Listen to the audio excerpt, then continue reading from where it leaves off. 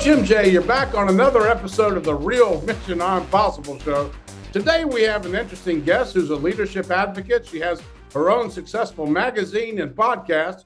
She's an award-winning, best-selling author, a TEDx speaker, and has a lot to say about transformational leadership.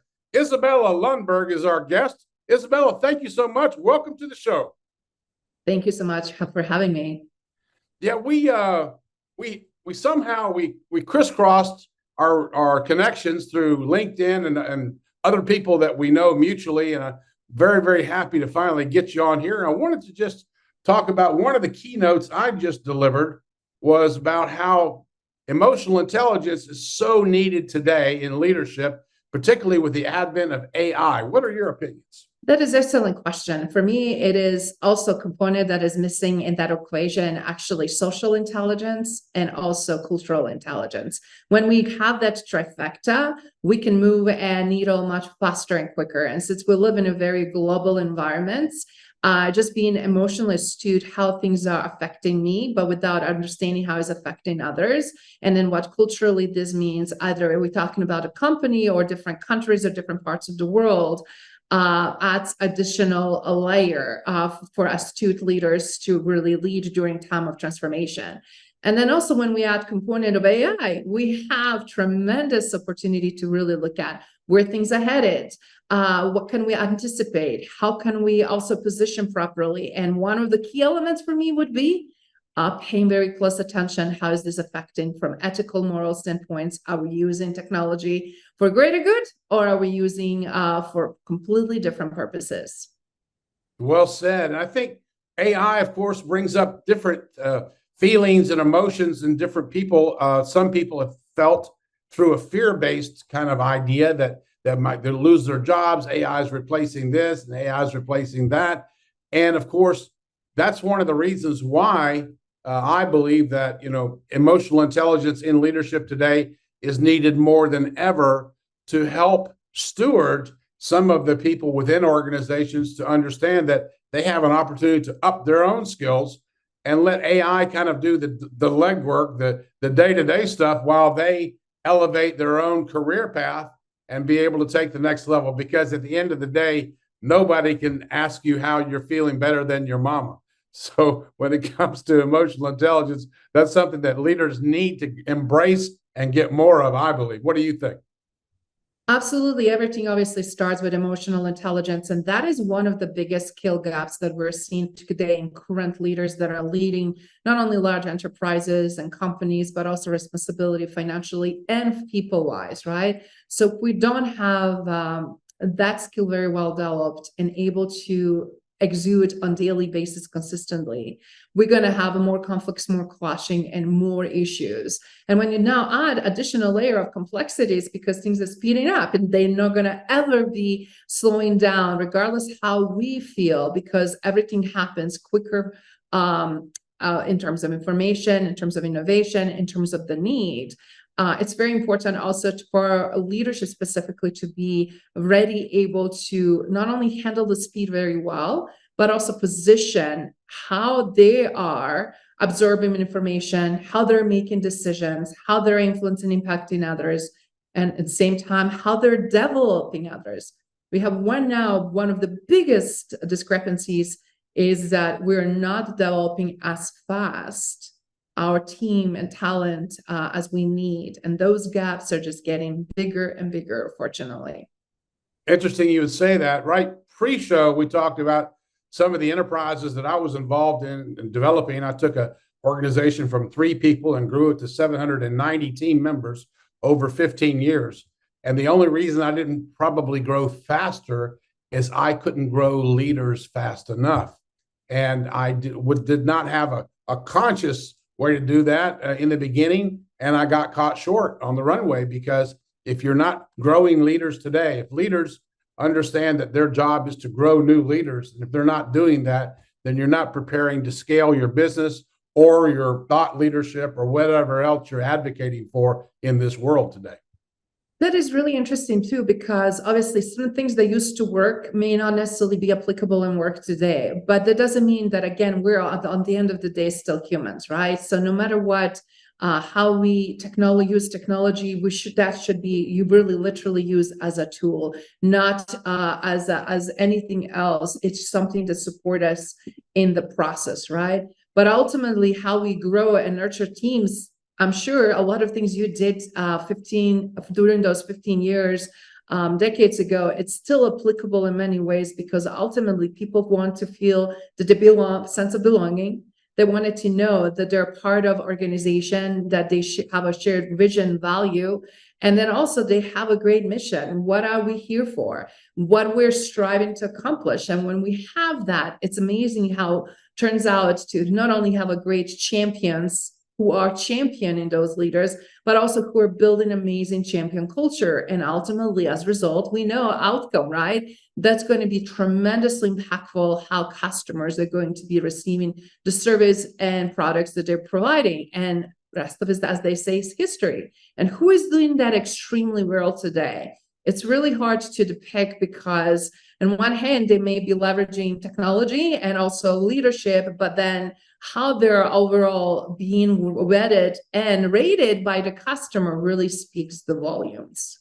Yeah, and of course, I agree with everything you just said. And when it came down to that word customer, let's go ahead and define that there's two types of customers. There's the customer that they sell to, cater to, or service, and there's that internal customer who becomes loyal because they have felt that they've been involved in a higher calling, a higher mission. They're going to work not just for a paycheck, but because they feel significant. They're made to feel important. They're given the opportunity to grow, and they have a lot of pride in working in that organization, which then imbues the whole message that if you take care of the people on the inside, they'll always take care of your customers on the outside. That is so true. And right now, obviously, psychology of customers is changing as well, because they're more savvy. They have more information than ever before. They have everything on their fingertips, and they have opportunity to select where they buy, by whom they buy from, and why. And it's opportunity now also for a lot of companies to revisit. Are you operating with high aesthetics? Are you providing great quality and also great price? Are you also providing great customer service? Are you doing greater good in terms of social impact footprint, and how you are actually impacting not only environmentally, socially, but also with the profits, and how you're supporting others in the process. So we have so many different changes, and as behavioralists, I can see patterns of people behavior, and that behavior, it's not going to go away. It's going to be amplified more and more. We can actually put in front of us a wide range of products and services, but ultimately what consumers are going to consume and when and for what price point, it's going to really dictate it, because again, you have to know psychology, who you're targeting and who you already have as your customer base, and how you continue to nurture that and keep them. And being ahead of the curve, of course, is a big piece in what you've just explained. Companies, let's say 20 years ago, might not have had a strategic psychological roadmap in front of them to be able to understand the hurdles that they would need to navigate, nor was really the customer in the front top of mind outcome. It was more sell, and then we'll figure it out. But today, you're right. The true North Star is customer satisfaction. Then that customer becomes the advocate. Then that customer becomes the amplifier, the megaphone, and the cheerleader for the brand. So it's a very, very important. Who do you think, let's say, that comes to your mind that would be a good example for us to kind of get into here this morning, just as an example? Who would you one or two or three companies that come to mind that are doing this well? Obviously, we're seeing a lot of shifts in the major industries. We've seen some shifts that is happening with financial industries. Everybody needs the bank somewhere, but we're also seeing a lot of banks being fined for doing a lot of things that they shouldn't be doing. And if you're also just self-correcting so that you can do things so that you don't get slapped and fined, then you're not leading. You're just on the verge of that fine line where things are ethical and right versus wrong. So for instance, we have opportunities to look at just the landscape of the banking system in the United States. Who is doing well. I really want to leave that for listeners that are watching and listening to this show to really Google and look at which top 5 banks right now are leading the pack in all of those aspects that we were just talking about, that they're understanding their consumers, that they're doing extremely well in terms of how they're treating their customers, that they're also being very transparent and acting with integrity. And then ones that are not, where they fall short. When you look at all of that, cutting corners, changing policies, or without informing people, having extra fees and fines, all of those things are short-lived, and sooner or later, consumers are catching on. So why I'm answering specifically this way, I'm using this as one example, is opportunity for us also to make sure that we're doing due diligence. Is this something or someone that we want to be associated with? Does it fit how we feel? And is it giving us up to ultimately outcome that we want? Do we feel that we have a trust? There you go. There you go. Because it's been blind trust that's been leading consumer behavior. Now you have a couple of bank failures, and suddenly now fear takes over, and there's no more maybe rose-colored glasses. And so what you said, that it's really down to the consumers to do the research and do their due diligence and let them decide on where their values are being met, apparently, with that provider, is a great, perfect advice in today's world. Thank you. And we also have opportunity, either it's banking, either it's selecting doctors and hospital and care, anything pretty much, even groceries, right? Like we had a discussions from elements, is like, is it truly a food organic? Where is it coming from? And if you're paying higher price point, do you have guaranteed the food is truly organic and it's behind that label? It's the product that is being promised. And how is that, again, impacting consumers? So when we look at from all of those aspects, depending on our own values and criteria, we can truly drive decisions that make sense to us individually and then also collectively. All right. Well said. I want to get back into the leadership gap that a lot of companies today are maybe starting to become more aware of, but there's still the dinosaur mentality in some of the companies that haven't turned the corner to transformation. What would you say would be the 3 top skills?